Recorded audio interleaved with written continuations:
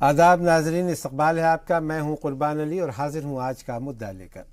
आज हुक्मरान जमात भारतीय जनता पार्टी 38 साल की हो गई। इस वक्त बीजेपी मुल्क की सबसे बड़ी सियासी पार्टी है।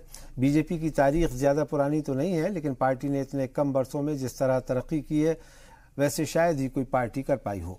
बीजेपी 38 साल पहले सिर्फ 2 सीटें ही जीत पाई थी और आज मुकम्मल अक्सरियत के साथ हुकूमत में है। बीजेपी की बुनियाद 6 अप्रैल 1980 को रखी गई थी और इससे पहले तक इसे भारतीय जनसंघ के नाम से जाना जाता था। बीजेपी के यौम तासीस के मौके पर बात करेंगे कि कैसे पार्टी ने 38 साल का सफर तय किया, कैसे 2 से 282 सीटों तक पहुंची।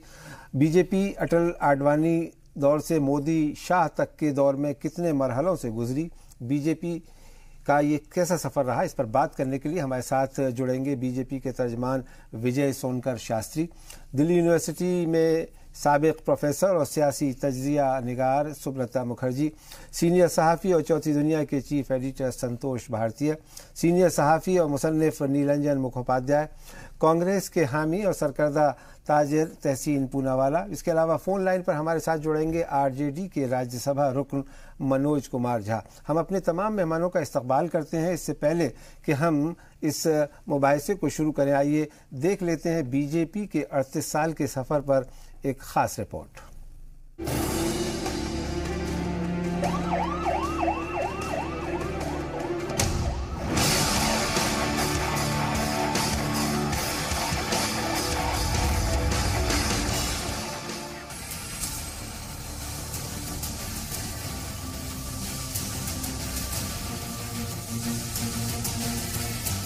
मोरारजी देसाई की सरकार गिरने के बाद 1980 में इंतखाबात हुए।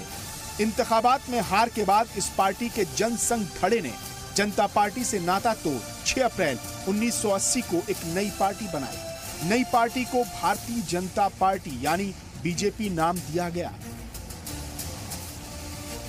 अटल बिहारी वाजपेयी बीजेपी के पहले सदर बने। वाजपेयी ने पार्टी का नजरिया बदलने के लिए आरएसएस को राजी किया। इसीलिए नौ तश्कील शुदा बीजेपी ने गांधीवादी समाजवाद को अपने नजरिए के तौर पर कबूल किया। नतीजा ये हुआ कि कई गैर आरएसएस लीडरान ने पार्टी ज्वाइन की। लेकिन तश्कील के 4 साल में ही ऐसा झटका लगा कि सब कुछ बदल गया। 31 अक्टूबर 1984 को इंदिरा गांधी की मौत के बाद आम इंतखाबात हुए। बीजेपी के लिए यह पहला लोकसभा इंतखाब था। इस इंतखाबात में कांग्रेस को 416 सीटों पर जीत मिली, जबकि बीजेपी सिर्फ 2 सीटें ही जीत पाई। इन इंतखाबात में अटल बिहारी वाजपेयी भी हार गए। लोकसभा इंतखाबात के 2 साल बीतते बीतते 1986 में पार्टी ने अपने सबसे मकबूल लीडर अटल बिहारी वाजपेयी को सदर के ओहदे से हटा दिया और एल.के. आडवाणी सदर बने। आडवाणी अवामी लीडर नहीं थे, लेकिन हिमाचल के पालमपुर में 1988 में अयोध्या तहरीक में शामिल होने का फैसला और फिर सोमनाथ में अयोध्या रथ यात्रा के प्रोग्राम से मिली शोहरत ने उन्हें संघ और पार्टी की नजर में अटल से आगे कर दिया। इसके साथ ही अटल के मददगार रहे आडवाणी का उनके हम मुकाबिल बनने का सिलसिला शुरू हो गया और वाजपेयी पार्टी में अलग थलग पड़ गए। 6 दिसंबर 1992 को अयोध्या में बाबरी मस्जिद गिरने के बाद पार्टी और संघ परिवार को फिर वाजपेयी की याद आई। उधर आडवाणी का नाम जैन हवाला डायरी में आ गया। उन्होंने लोकसभा से इस्तीफा दे दिया और कहा कि बरी होने के बाद ही पार्लियामेंट में आएंगे। आडवाणी को पता था कि 1996 का लोकसभा इंतखाब वो नहीं लड़ सकेंगे, इसलिए नवंबर 1995 में मुंबई इजलास में उन्होंने वाजपेयी को भाजपा का वजीर आजम ओहदे का उम्मीदवार बनाया। 1999 में अटल बिहारी वाजपेयी ने 20 से ज्यादा पार्टियों के साथ इत्तेहाद किया, जिसे नेशनल डेमोक्रेटिक अलायंस यानी एनडीए नाम दिया गया। 1999 के इंतखाबात में एनडीए को मुकम्मल अक्सरियत मिली और पहली बार अटल सरकार ने अपनी मुद्दत कार पूरी की। 2004 के लोकसभा इंतखाबात में बीजेपी सिर्फ 138 सीटों पर सिमट गई। इसके बाद लाल कृष्ण आडवाणी तीसरी बार बीजेपी के सदर बने। हालांकि 2005 में ही राजनाथ सिंह को पार्टी सदर बनाया गया। 2009 के लोकसभा इंतखाबात में बीजेपी फिर हारी और सिर्फ 116 सीटें ही जीत सकी। इधर मरकज में क़यादत की खला को नरेंद्र मोदी ने भांप लिया। 2009 में उन्होंने आडवाणी को वजीर आजम ओहदे का उम्मीदवार बनने दिया और 2012 में गुजरात में सद्भावना यात्रा से नरेंद्र मोदी की दिल्ली तहरीक शुरू हो गई थी। लाल कृष्ण आडवाणी बदलते वक्त की आहट नहीं पहचान पाए। मोदी के तई पार्टी के अंदर और बाहर हिमायत की हवा आंधी बन चुकी थी। नरेंद्र मोदी के वजीर आजम और अमित शाह के पार्टी सदर बनने के साथ ही भाजपा के 3 बड़े चेहरे अटल, आडवाणी और मुरली मनोहर जोशी के अहद का खात्मा हो गया। बीजेपी ने 2014 के इंतखाबात में हिंदुत्व का सहारा लेते हुए विकास का वादा भी किया, अच्छे दिन का नारा भी दिया। 2014 के लोकसभा इंतखाबात में देश की तारीख में पहली बार किसी गैर कांग्रेसी पार्टी ने 282 सीटों के साथ अपने दम पर अक्सरियत हासिल की और नरेंद्र मोदी मुल्क के वजीर आजम बने। ब्यूरो रिपोर्ट, जी सलाम। आज दिल्ली में मौसम का मिजाज काफ़ी बदल रहा है और इस वजह से हमारे कुछ मेहमानों को स्टूडियो पहुंचने और उनसे रब्ता करने में दिक्कत आ रही है, लेकिन फिर भी हम कोशिश करेंगे कि हम अपने तमाम मेहमानों से रब्ता कायम करें। फिलहाल हमारे साथ स्टूडियो में सियासी तज्जिया निगार प्रोफेसर सुब्रता मुखर्जी और मशहूर सहाफ़ी संतोष भारती साहब जुड़ गए हैं। हम आपका इस्तकबाल करते हैं। सबसे पहले विजय सोनकर शास्त्री साहब, मैं आपके पास आना चाहूँगा। आपको सबसे पहले तो बीजेपी के इस 38वें यौमे तासीस की मुबारकबाद, बर्थडे मुबारक हो। आपकी पार्टी का जो 38 साल का सफ़र रहा है, हम इस पर गुफ्तगू करना चाहते हैं और शुरुआत में आपसे इसलिए करना चाहूँगा कि आप बीजेपी के कौमी तर्जमान हैं। इस 38 साल के सफ़र को आप किस नज़र से देखते हैं? देखिए, भारतीय जनता पार्टी ने अपने जीवन काल में बहुत ही उतार चढ़ाव देखा है। हमारी शुरुआत भारतीय जनता पार्टी के जब बनी है उसके पहले भी जनसंघ के रूप में थी और यह लंबे समय से चलता रहा। जब देश स्वतंत्र हुआ और देश में यह महसूस किया गया कि जिस प्रकार की ताकतें स्वतंत्रता को अपने कब्जे में एक तरह से ले करके और उसको जिस दिशा में देश जाना चाहिए उस दिशा में नहीं जा रहा है, तो ऐसा महसूस करके भारतीय जनसंघ की स्थापना हुई और कालांतर में वही तमाम उतार चढ़ाव देखते हुए भारतीय जनता पार्टी इत्यादि के साथ जुड़ते हुए अंततोगत्वा 6 अप्रैल को 1980 को हम लोगों ने भारतीय जनता पार्टी बनाया और शुरू से हम लोग इससे जुड़े हुए थे। देखिए, सच्चाई तो ये है कि देश में तमाम पार्टियां थी, कांग्रेस पार्टी थी, अन्य पार्टियां, लेकिन सबका एक मुद्दा जो होता था वो सुशासन या इससे कहीं हट करके जाति पाति पंथ संप्रदाय की राजनीति करना, तुष्टीकरण की राजनीति करना और एन केन प्रकारेण अपनी सत्ता को बनाना, ये एक उद्देश्य था। पर भारतीय जनता पार्टी और हम लोगों ने कभी भी ये नहीं महसूस किया कि हमको जी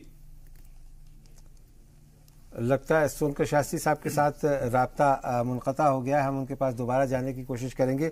इस दरमियान हमारे साथ राष्ट्रीय जनता दल के कौमी तर्जमान Manoj Jha member parliament telephone line के जरिए से जुड़े हैं। मनोज झा साहब, आप 38 साल के बीजेपी के इस सफ़र को किस तरह से देखते हैं?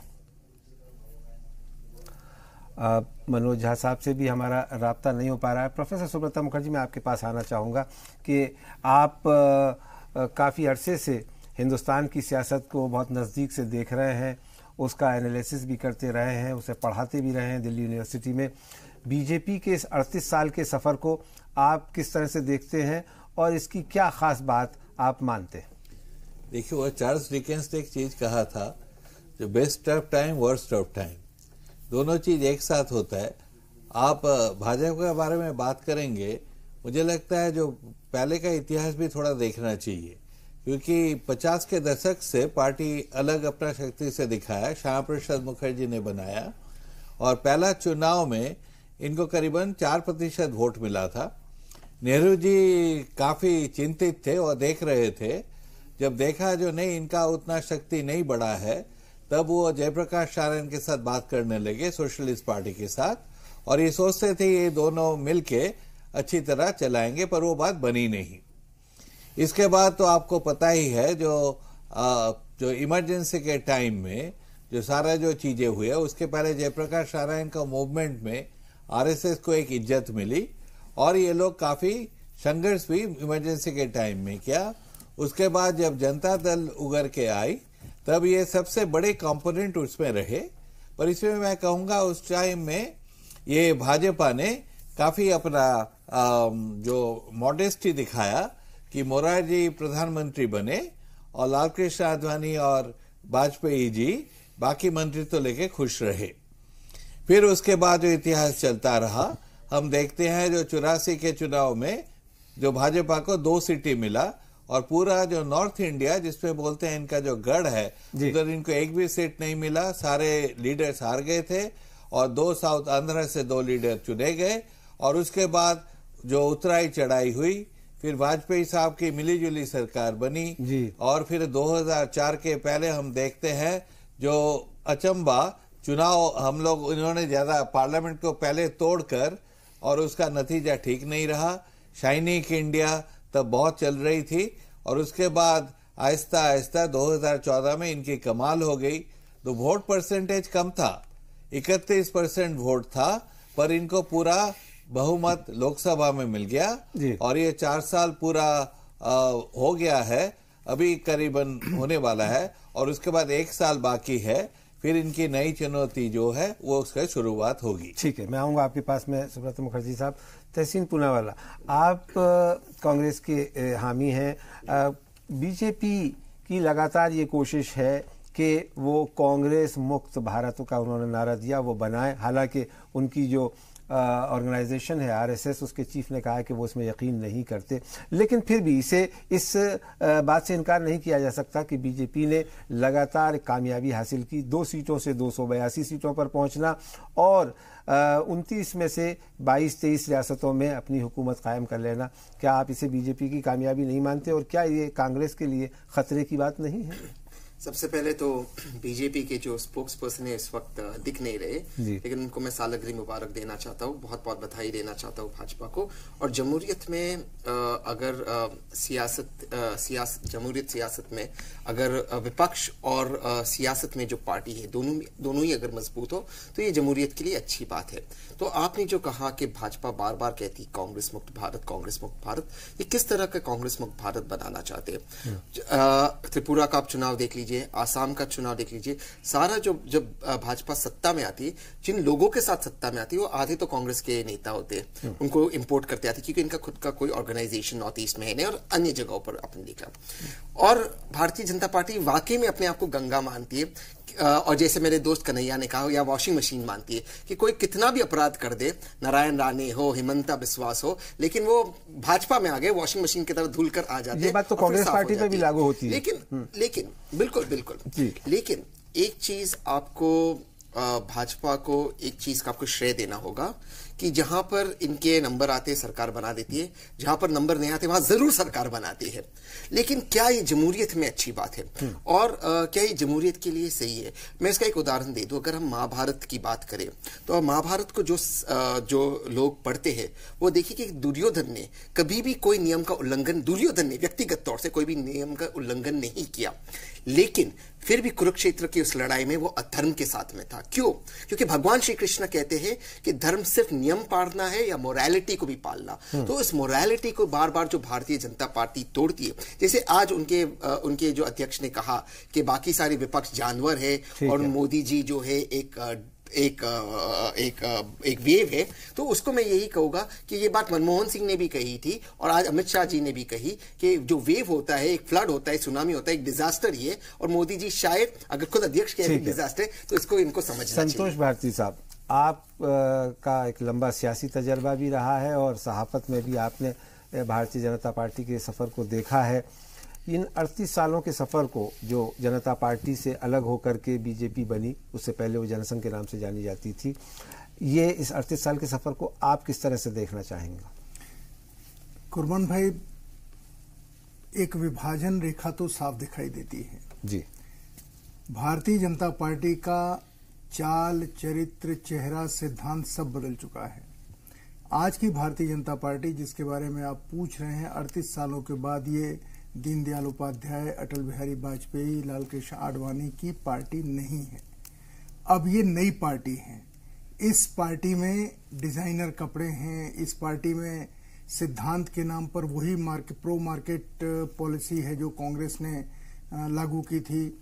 हम पहले भारतीय जनता पार्टी अपने सिद्धांतों से समझौता करने वाली पार्टी हो चुकी है। जिस भारतीय जनता पार्टी ने सिद्धांत गढ़े थे दीनदयाल उपाध्याय जी के, अटल बिहारी वाजपेयी के जमाने में और फिर आडवाणी जी के जमाने में भी, वो सारे सिद्धांत या संघ के सिद्धांत, उन सारे सिद्धांतों से आज की भारतीय जनता पार्टी बहुत दूर जा चुकी है। इसलिए एक विभाजन रेखा है, पहले के नेताओं की पार्टी और आज नरेंद्र मोदी जी और अमित शाह के जमाने की पार्टी। भाषा और शब्दों का चयन, जिसके बारे में भारतीय जनता पार्टी की तारीफ होती थी, वो भारतीय जनता पार्टी आज नहीं दिखाई देती। आज उसमें वो सारी खराबियां आ गई हैं या बुराइयां आ गई हैं या उन्होंने एडॉप्ट कर ली हैं, इंपोर्ट कर ली हैं तो मैं नहीं कहता, लेकिन एडॉप्ट कर ली हैं जो बाकी राजनीतिक दलों में है। और अब एक सिद्धांत जो बाकी दलों का सिद्धांत है उसमें भारतीय जनता पार्टी चल रही है। किसी भी तरीके से चुनाव जीतना है, कुछ भी बोल करके लोगों में भ्रम फैलाना है, उनको सम्मोहित करना है और वोट लेना है। ठीक। विजय सोनकर शास्त्री साहब, अभी आपने सुना संतोष भारती साहब ने आपकी पार्टी का एनालिसिस किया। यहाँ मैं आपको ये भी बताता चलूं कि 38 साल पहले जब अटल बिहारी वाजपेयी साहब की अध्यक्षता में बीजेपी कायम हुई थी मुंबई के स्थापना सम्मेलन में, तो उन्होंने कहा था अंधेरा छटेगा, सूरज निकलेगा, कमल खिलेगा। और भारतीय जनता पार्टी ने अपने आप को कहा कि पार्टी विद ए डिफरेंस। लेकिन हम पिछले कई सालों से देख रहे हैं कि बीजेपी भी दूसरी पार्टियों से कुछ अलग नहीं रह पाई। हमने अटल बिहारी वाजपेयी जी की सरकार के वक्त आपकी एक पार्टी के नेता को ये कहते हुए सुना कि पैसा खुदा तो नहीं लेकिन खुदा से कम भी नहीं। हमने आपकी पार्टी के एक अध्यक्ष को डॉलर लेते हुए कैमरे पर देखा और उसको फिर उनको हटाया गया। क्या आप आज कह सकते हैं इस बात को कि जिस चाल चरित्र और चेहरे की बात या पार्टी विद ए डिफरेंस की बात आप करते थे, उन मान्यताओं पर, उन सिद्धांतों पर भारतीय जनता पार्टी कायम रह पाई? कुर्बान अली जी, आपने और पूनावाला ने और भारती जी ने जो बातें कही, ये आप तीनों लोगों की बातें लगभग एक ही बातें हैं। और ये बातें सुनकर के देश की उन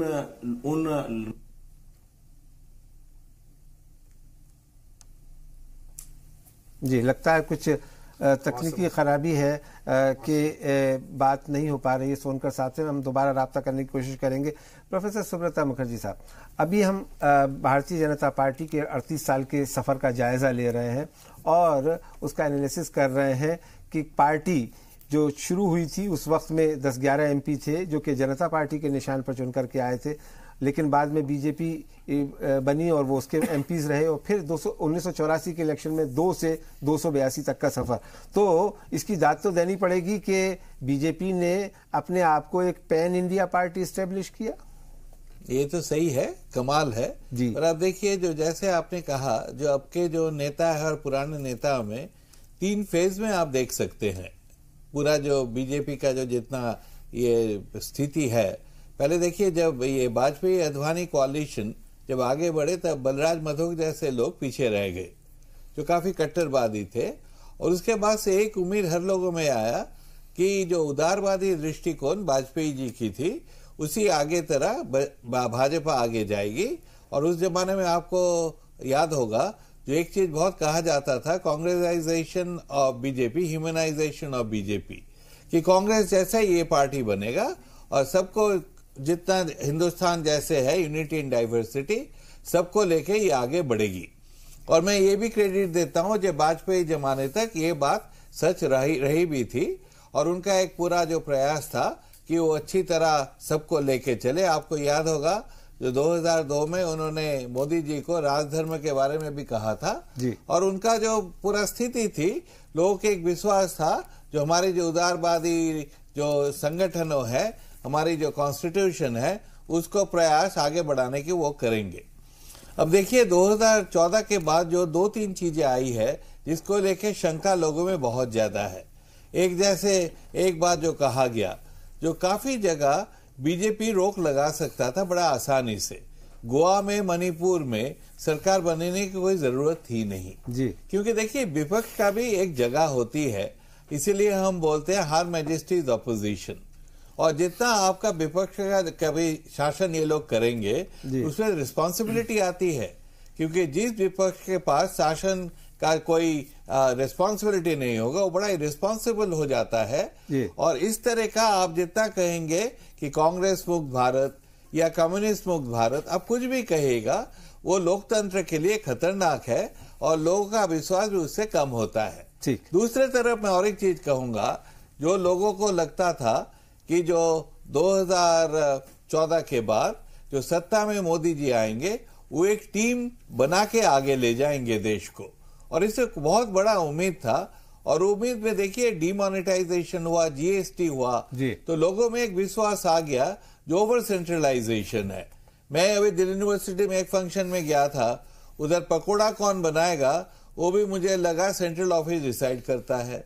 तो सोशल कैपिटल जिसमें लोकतंत्र आगे बढ़ता है, विश्वास होता है, वो मुझे घटता दिख रहा है। और इसीलिए बीजेपी को भी काफी इंट्रोस्पेक्शन करना चाहिए और विपक्ष को भी करना चाहिए कि सारे मिलके देश को कैसे आगे बढ़ाए। जीतना हारना बड़ी बात नहीं है, लोकतंत्र को जीतना चाहिए। जी, इस वक्त हमारे साथ स्टूडियो में सीनियर सहाफी नीलंजन मुखोपाध्याय साहब भी जुड़ चुके हैं। नीलंजन मुखोपाध्याय साहब, आपने भी बरसों बीजेपी को कवर किया है, वजीर आजम नरेंद्र मोदी साहब के ऊपर किताब लिखी है, बीजेपी की सियासत को काफी अच्छे से आप समझते हैं। अब मैं आपसे ये जानना चाहूँगा कि ये जो 38 साल का बीजेपी का सफ़र है, जिसकी वो आज फाउंडेशन डे मना रहे हैं, इस 38 साल के सफ़र को आप किस तरह से देखते हैं? सुन रहे हैं बनने के बाद से जी, एक सेकंड, कुछ सोनकर शास्त्री साहब कहना चाह रहे हैं। जी आप कहें, मैं आपसे राब्ता क़तई हो गया था, आप कहें शास्त्री साहब क्या कहना चाह रहे हैं? नहीं, कुर्बान अली जी, मैं देख रहा हूं कि जितने भी पैनलिस्ट बैठे हैं अभी तक बोले हैं, आपको लेकर के सारे लोग भारतीय जनता पार्टी के संदर्भ में अपने जो विचार व्यक्त कर रहे हैं। मैं समझ रहा हूं और समझ भी चुका हूं कि आप लोगों के मन में क्या है, क्या चल रहा है। लेकिन मुझे आवश्यकता है कि मुझे भी अवसर आप दें, थोड़ा सा मैं भी अपने मन की, इसीलिए आपसे बात कर रहा हूं मैं जी। पहली बात तो ये कि आप लोगों ने जितनी भी बातें कही हैं ये सब बातें आधारहीन, तथ्यहीन था। देखिए, भारतीय जनता पार्टी में अगर जनता इसको पसंद नहीं करती तो बहुत लंबे समय के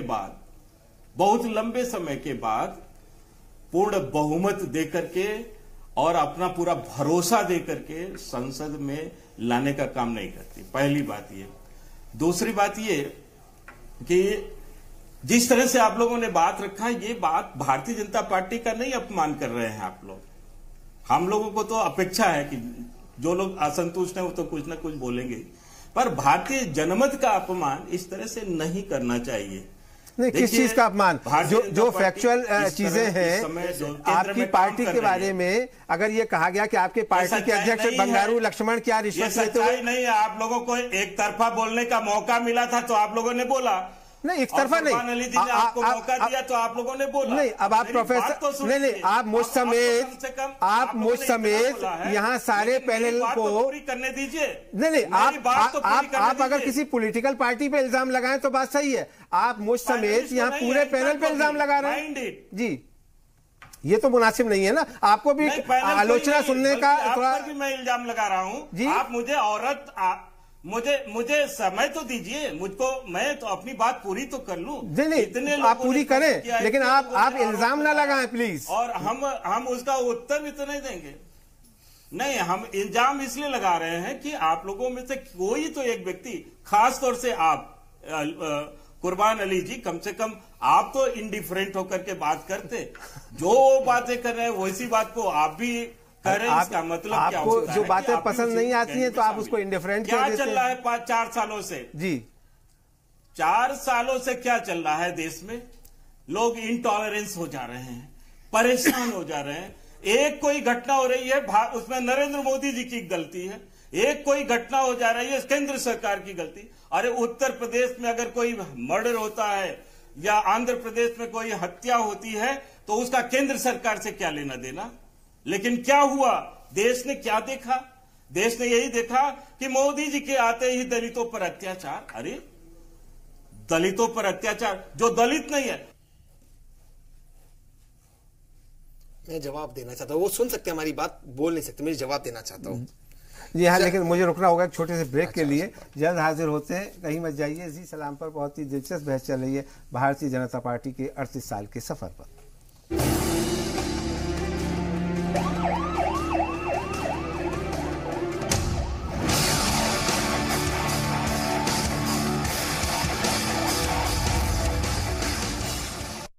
ब्रेक के बाद एक बार फिर आप सबका खैर मकदम है। आप देख रहे हैं जी सलाम और उसके प्राइम टाइम शो आज का मुद्दा में हम बात कर रहे हैं बीजेपी के 38 साल के सफर पर। ब्रेक पर जाने से पहले हम बीजेपी तर्जमान विजय सोनकर शास्त्री साहब से बात कर रहे थे, जिनसे राब्ता कता हो गया।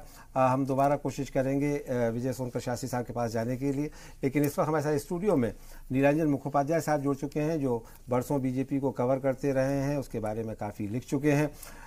नीलांजन साहब, आपका क्या तज्जिया है बीजेपी के 38 साल के सफर का? कुर्बान जी, 38 साल में भारतीय जनता पार्टी बहुत अलग अलग फेज से गुजरी है। अगर हम लोग बहुत संक्षेप में देखना चाहें, भारतीय जनता पार्टी जब शुरू हुई थी 1980 में, तो वो जनसंघ से बिल्कुल अलग एक गांधीयन सोशलिज्म के आइडिया से लेके उभरी थी जी। एक तरह से उस समय वो जनसंघ भी चाहती थी अपने आप को, जनता पार्टी भी बना के रखना चाहती थी।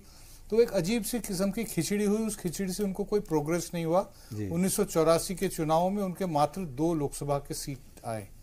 उसके बाद भारतीय जनता पार्टी को लगा और संघ को भी लगा कि थोड़ा सा उनको उग्र हिंदूवाद की तरफ जाना चाहिए।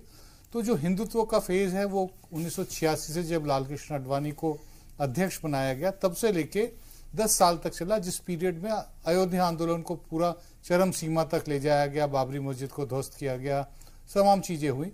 उसके बाद 96 में उनको लगा, जब नरसिम्हा राव सरकार ठीक से नहीं चल रही थी, उनको लगा कि कांग्रेस आ नहीं सकती है, लेकिन Bharatiya Janata party on its own और ज्यादा सीट नहीं हासिल कर सकती।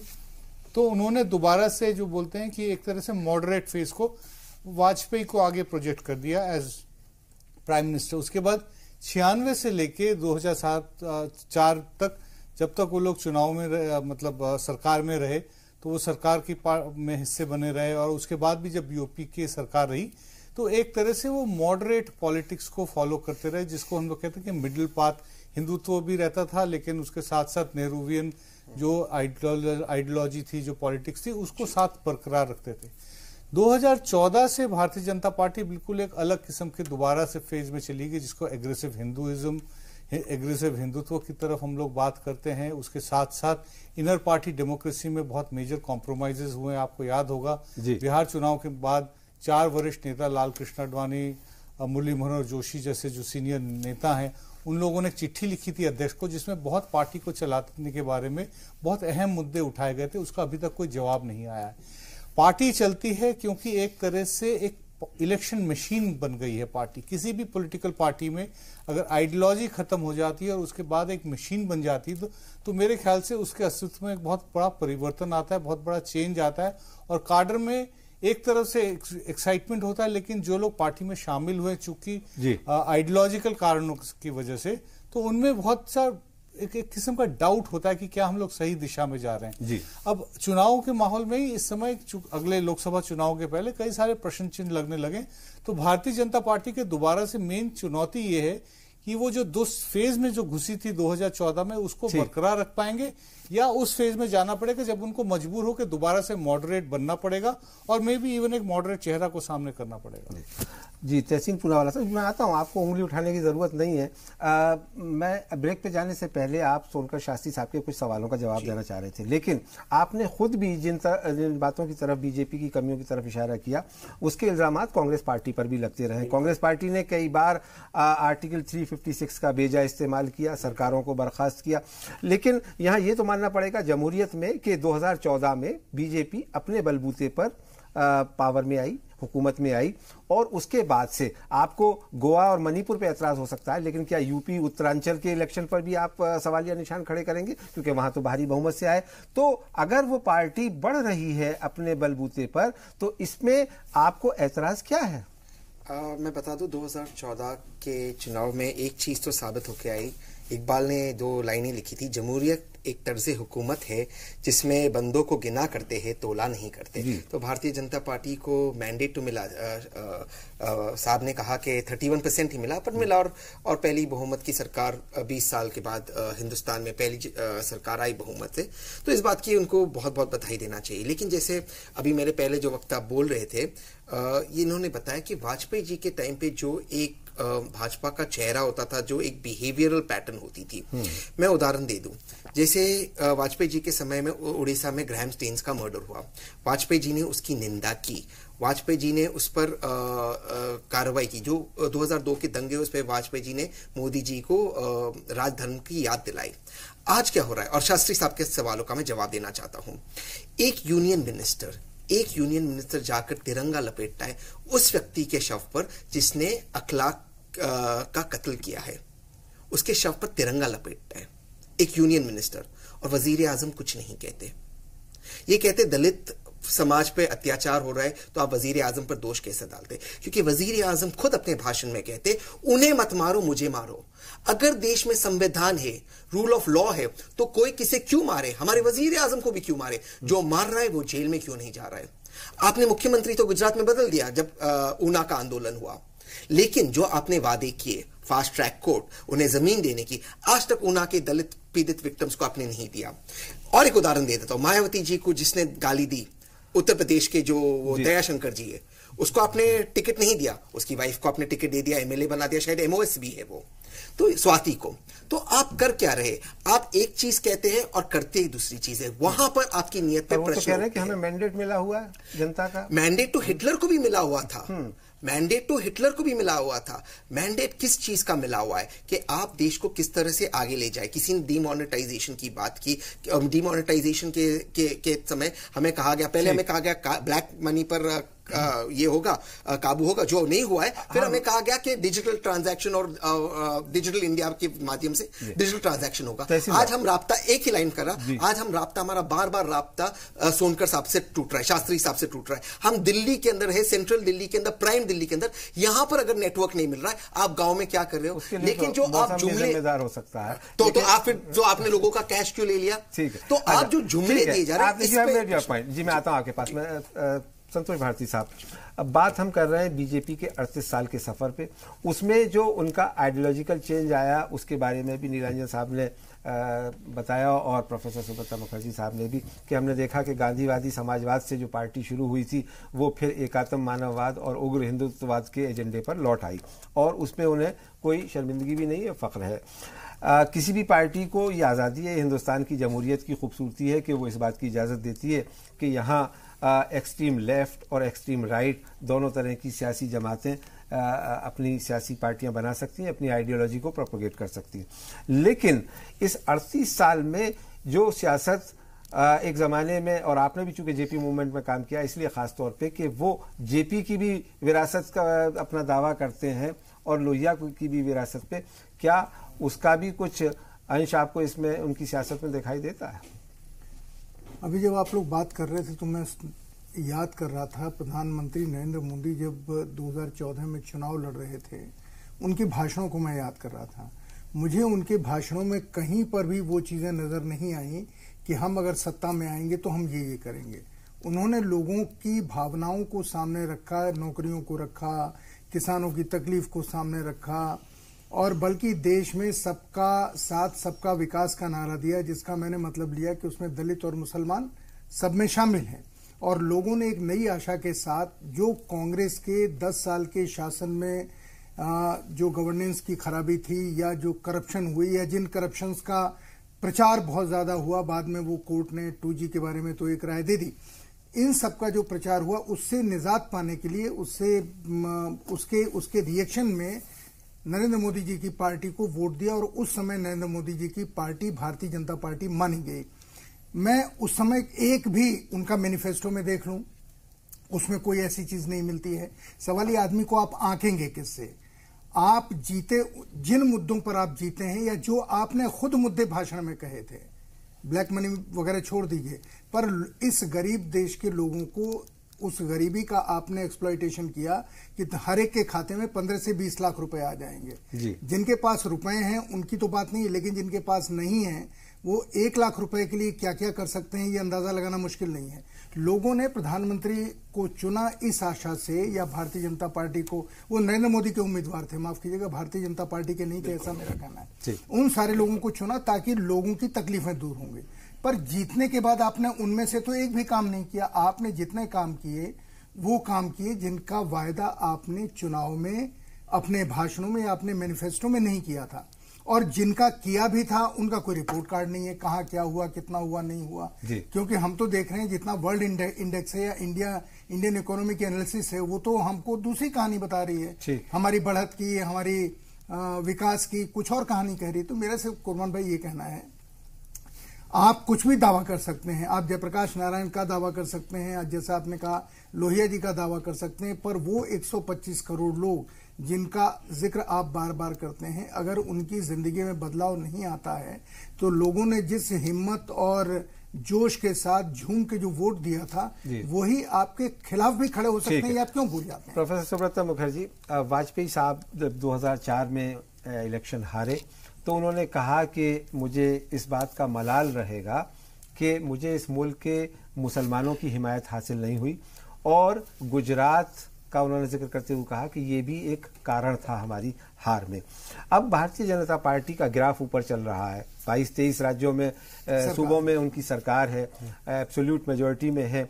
उनका दावा है, पता नहीं खुदा जाने क्या होगा 2019 में, कि वो दोबारा हुकूमत बनाने जा रहे हैं, रिपीट करने जा रहे हैं। लेकिन क्या हिंदुस्तान का जो मिजाज है, जो प्लूरल सोसाइटी है, जो एक इस मुल्क का नक्शा है, उसमें ये मुमकिन है कि आप एक तरफ की बात करके, एक मजहब की बात करके, एक बिरादरी की बात करके, एक ज़ात की बात करके, एक ज़बान की बात करके हुकूमत बना लें, तो क्या एक अच्छा हिंदुस्तान बना पाएंगे और वो हिंदुस्तान एक रह पाएगा?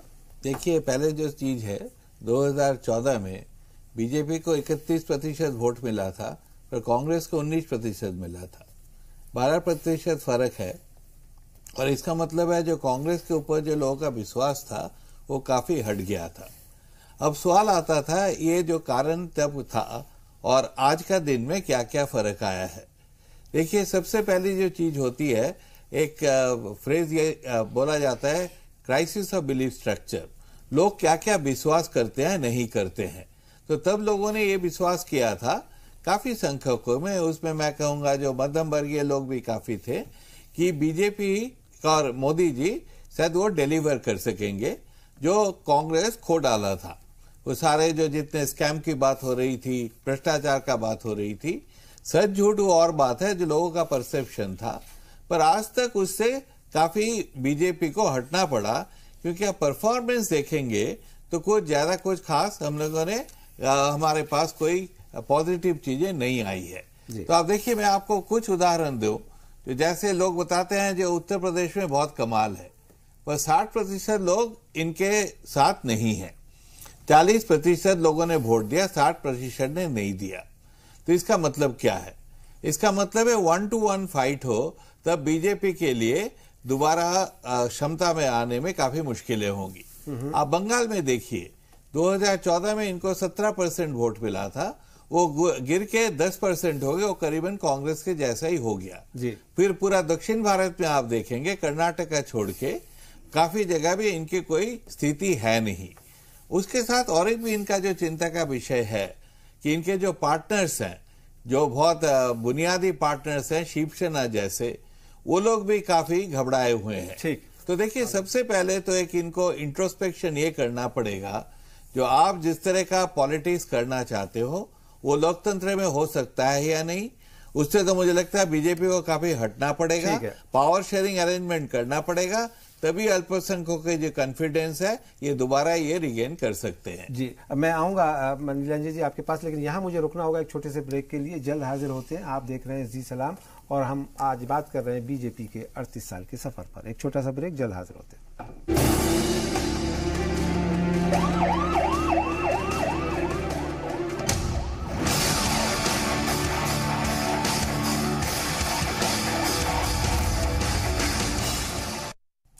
के बाद एक बार फिर आपका इस्तकबाल है। आप देख रहे हैं जी सलाम और जी सलाम के प्राइम टाइम शो। आज का मुद्दा में हम बात कर रहे हैं बीजेपी के 38 साल के सफर पर, जो आज अपनी सालगिरह मना रही है। निरंजन मुखोपाध्याय साहब, ब्रेक पे जाने से पहले आप कुछ कहना चाह रहे थे, आप क्या कहना चाह रहे थे? कुर्बान जी, सबसे पहले तो हम लोग बात जब कर रहे हैं कि अगले चुनाव भी अब आने वाले हैं जी, तो कुछ चीजें जो हैं भारतीय जनता पार्टी अब से लेके अगले चुनाव तक कम से कम नहीं जाने वाली है। जो सबसे बड़ी जो इम्पोर्टेंट बात है वो उनके इंटरनल फंक्शनिंग में जो भारतीय जनता पार्टी की खास पहचान थी, उनकी एक internal collegiate style of functioning होती थी कि जहां चर्चा करके एक प्रमुख टॉप के नेता के 8-10 प्रमुख नेता वो डिसाइड करते थे और एक तरह से कलेक्टिव लीडरशिप का उनका एक ट्रेडिशन था। वो लगभग पूरी तरह से भारतीय जनता पार्टी में खत्म हो गया। ये एक 2-मैन इंडस्ट्री बनके या कंपनी बनके रिड्यूस हो गई है। ये अभी चलता रहेगा इस दौर में। दूसरी बात है कि जब हम भी बात करते हैं कि 2019 के सामने उनके सामने किस तरह की चुनौती होंगी, हमको एक बार दोबारा से 2014 के मैंडेट को देखना पड़ेगा कि वो किस तरह का मैंडेट था। पहली बात तो यह कि उनको मैंडेट में जो 282 सीट आए थे उसका प्रिंसिपल था कि 100% जो सीट्स हैं 543 सीटों पे उन्होंने कॉन्सेंट्रेट नहीं किया था। उसके लगभग 60% की सीट्स, अगर हम लोग बात करेंगे 300-350 सीट के बीच में जाके आंकड़ा होता है जिसपे उन्होंने कॉन्सेंट्रेट किया और उसमें से जीत को उन्होंने मैक्सिमाइज करने की कोशिश की। उन सीटों में लगभग ये कि उनकी जो स्ट्राइक रेट बोलते हैं उसको करीब 70% के करीब वो कर पाए और इसलिए जाके 282 तक जा पाए। इसके पीछे बहुत सारे कारण थे। तो इस बार जो स्थिति हो रही है कि मोदी जी के सामने सबसे बड़ी चुनौती है कि जैसे 2014 का जो चुनाव था जिसको हम लोग बोलते हैं कि वेव इलेक्शन, तो वेव इलेक्शन को क्या दोबारा रिक्रिएट कर सकते हैं? अगर वो वेव नहीं क्रिएट कर पाते हैं तो क्या होगा कि ये चुनाव जो हम लोग बोलते हैं कि हिंदुस्तान में एक चुनाव नहीं होता है, 543 अलग अलग चुनाव होते हैं जो कि स्टेट एग्रीगेशन के बेसिस पे होता है।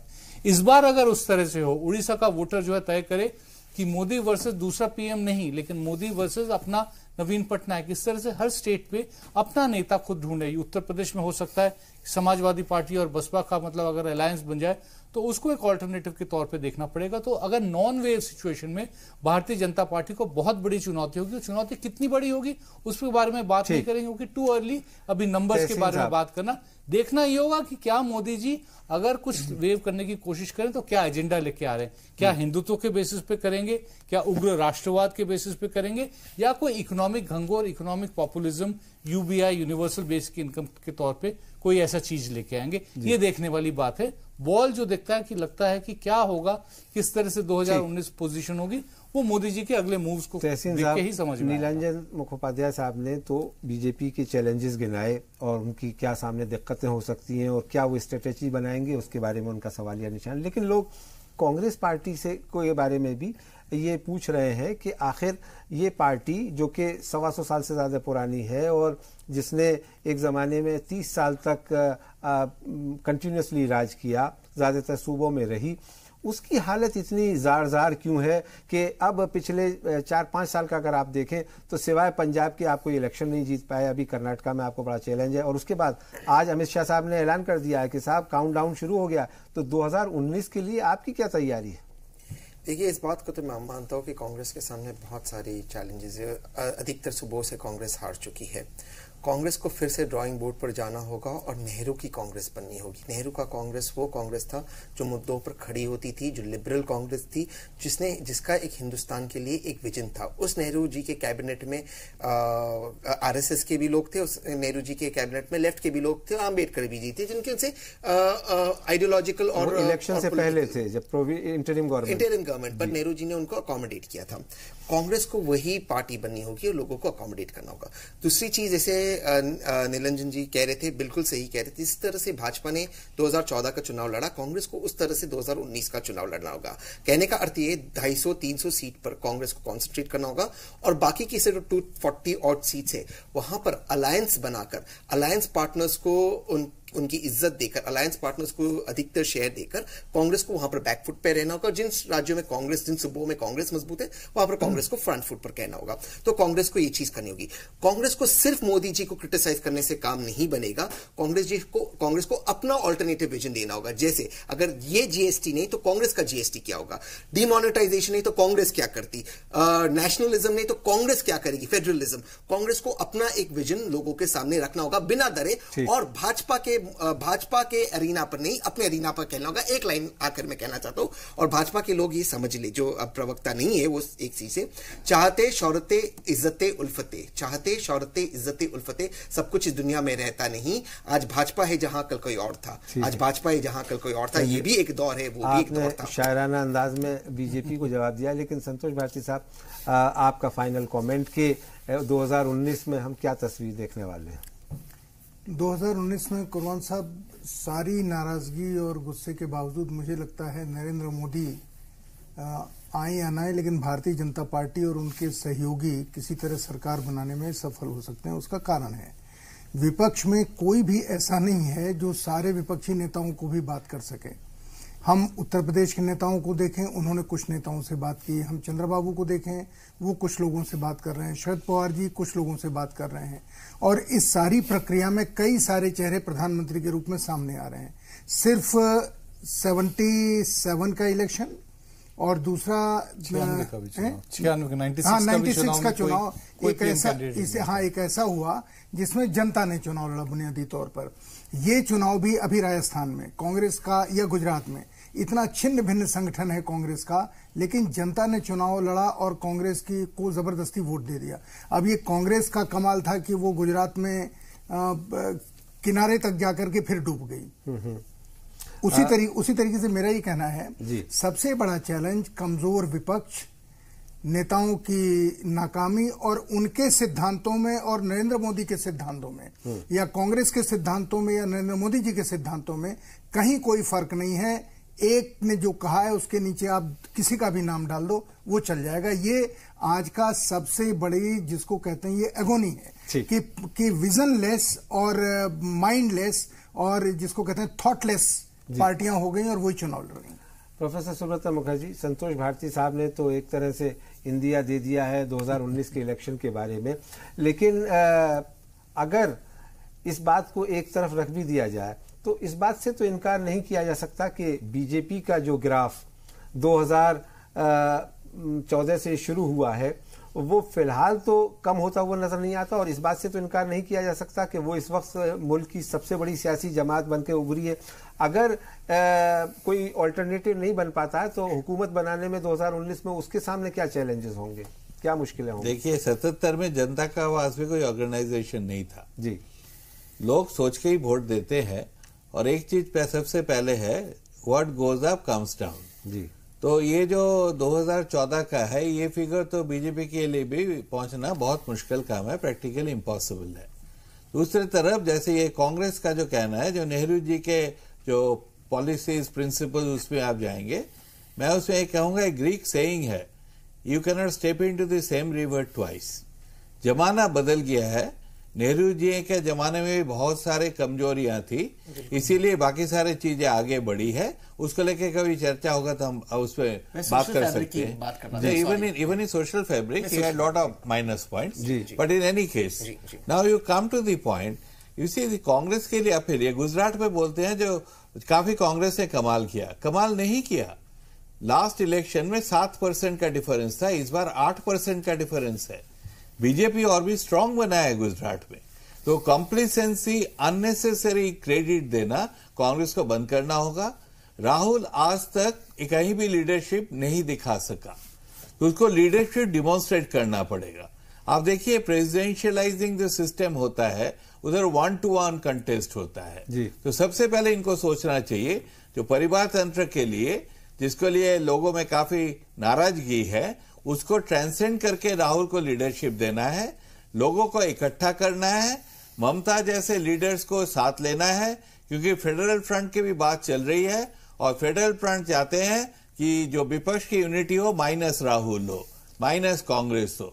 तो काफी डिफिकल्ट गेम है, और नंबर गेम भी है। तो अभी तक तो अनसर्टेन है, पर जैसे टेनिस में बोला जाता है, अभी तक एडवांटेज बीजेपी का है, विपक्ष के लिए देखना है ये एडवांटेज वो अपने तरफ ट्रांसफॉर्म कर सकते हैं या नहीं। सुब्रत मुखर्जी साहब, एक और छोटा सा सवाल और छोटा सा जवाब चाहूंगा कि 30 साल 1947 से 77 तक कांग्रेस ने राज किया। इस दौरान नॉन कांग्रेसिज्म की सियासत हुई जो कि तकरीबन 30 साल चली, और आज हम देख रहे हैं कि अब नॉन कांग्रेसिज्म तो खत्म हो गया या मर गया, लेकिन अब नॉन बीजेपी इज्म की बात हो रही है। ये जो नेगेटिव सियासत का ट्रेंड है इस मुल्क में, हिंदुस्तान में, उसे आप किस तरह से देखते हैं? वो कितना दुरुस्त है? देखिए, एक पॉजिटिव प्रोग्राम तो करना पड़ेगा, पर देखिए एक धक्का जो हम लोगों का पूरा विश्वास के ऊपर तो लगा है। 2014 में कोई नहीं सोचा था जो मोदी जी कितना सफलता आएगी, वो सफलता आई है। पर कांग्रेस के बहुत सारे गलतियां हैं। आप देखिए आसाम में जैसे पुरानी बातें नहीं करना चाहिए, उड़ीसा में इनका कोई ऑर्गेनाइजेशन बचा ही नहीं।